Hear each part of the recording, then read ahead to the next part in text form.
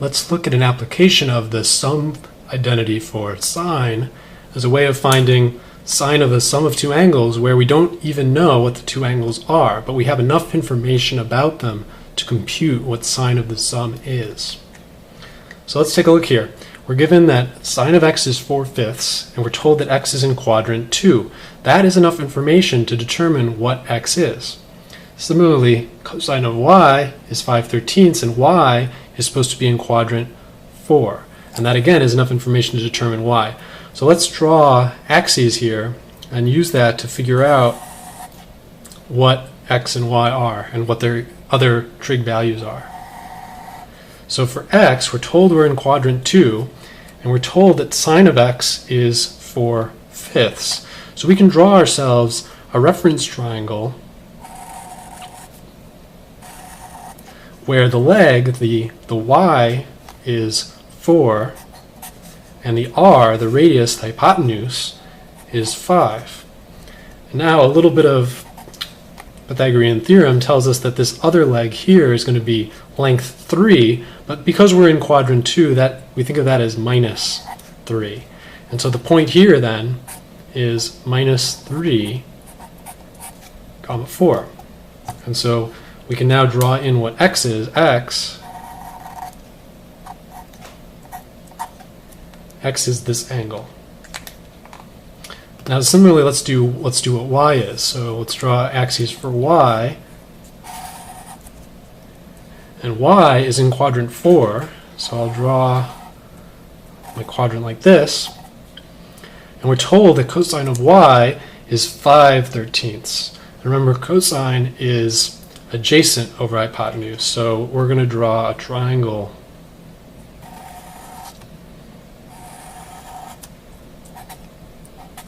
with a 5 on the leg here. It's positive 5. The hypotenuse is always positive, it's 13. So cosine of y is 5/13. And then doing a little bit of Pythagorean theorem, we can find that this other leg is going to be 12 in length, but again, because we're in the fourth quadrant, it's going to be negative 12. And so this point here is going to be 5, comma, negative 12. So this, we can think of our angle, we can either think of y as going all the way around, or we can think of y as being this negative angle here. Either way.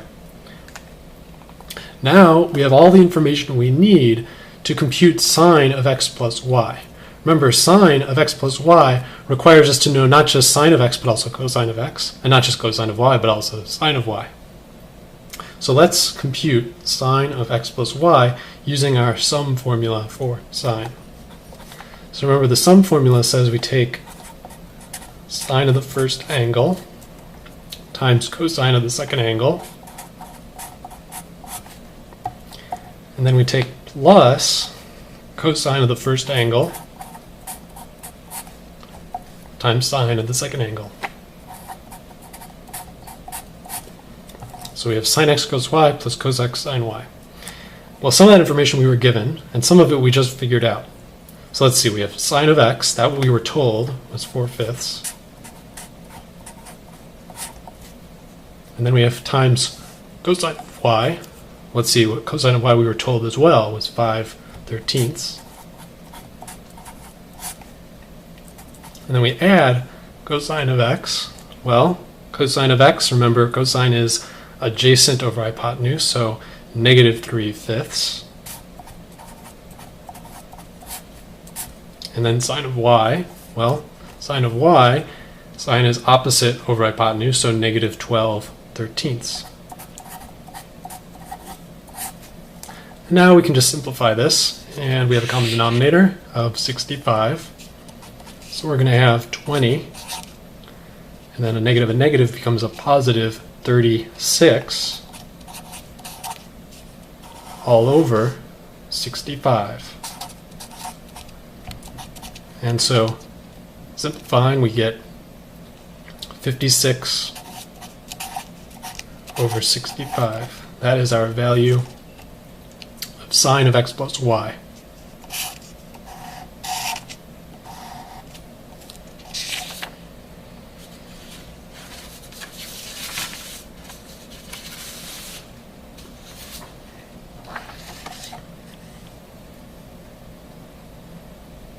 Now let's do another example. So now we're told that sine of x is negative 5/13 with x in quadrant 3. We're told that sine of y is 3/5 with y in quadrant 1. So again, let's draw what these angles look like using what we know about the definition of the trig functions. So if x is in quadrant 3, I'm going to draw my axes like this. So here we are in quadrant 3. And we're told that sine of x is minus 5/13. So remember, sine is opposite over hypotenuse. So we're going to have something like, so this is a minus 5, and the hypotenuse is 13. And using a little bit of Pythagorean theorem, we find that this leg is length 12, but because we're in the third quadrant, it's going to be a negative 12.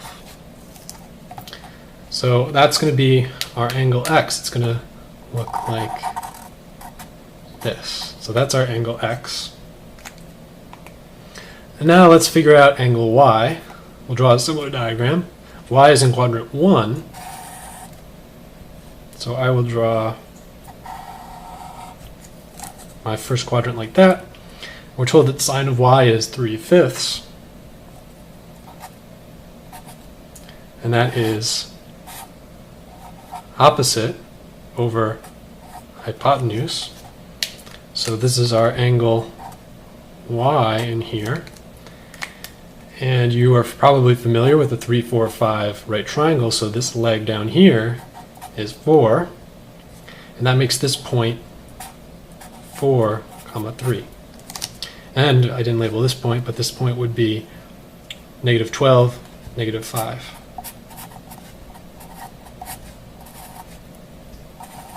Okay, so now we have our x and our y labeled, and so that's all we need to be able to compute sine of x minus y.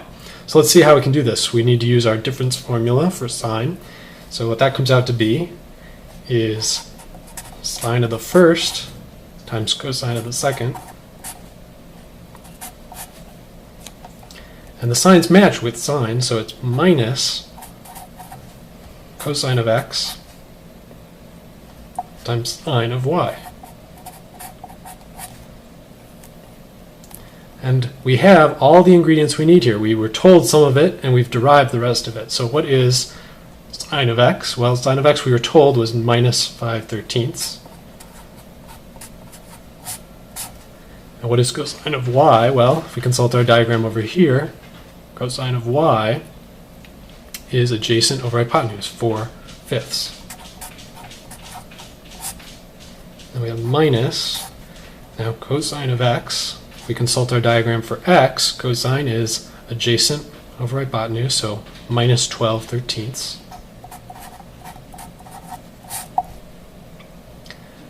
And then we multiply by sine of y. And consulting over here, or remembering that we were told what sine of y was, it's 3/5. And now we can simplify this. We just need to get a common denominator, which is 65. And in the numerator, we're going to have minus 20. And then minus a minus is plus 36. All over 65. And this simplifies to be 16 over 65. So that is our value for sine of x minus y.